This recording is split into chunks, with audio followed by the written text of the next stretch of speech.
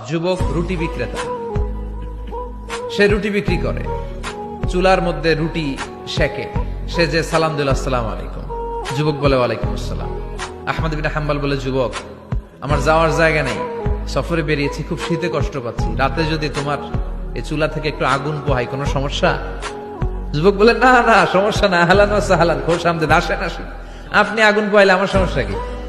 সুবহানাল্লাহ পড়েন।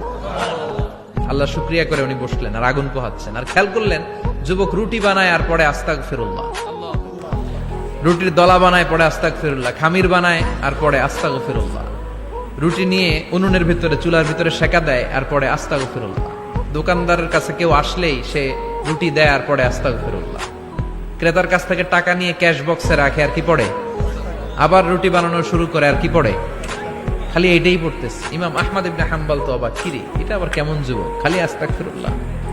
উনি প্রশ্ন করলেন, যুবক ঘটনা কি? আসার পর থেকেই তোমার দেখতেছি তুমি রুটি বানাও, রুটি বিক্রি করো আর পড়ো আস্তাগফিরুল্লাহ, মালাকা ইয়া শাবাব। যুবক বলে, আস্তাগফিরুল্লাহ আমার সবচেয়ে বেশি পছন্দের আমল, আমি সব সময় আঠার মধ্যে ইস্তেগফারের সাথে লেগে থাকি আর সব সময় পড়তে থাকি আস্তাগফিরুল্লাহ, আর এর বদৌলতে আল্লাহ আমারে মুস্তাজাবুদ দাওয়া বানিয়ে দিয়েছে। আহমদ ইবনে হাম্বল তো অবাক, আনতা মুস্তাজাবুদ দাওয়া, তুমি মুস্তাজাবুদ দাওয়া, রুটিওয়ালা।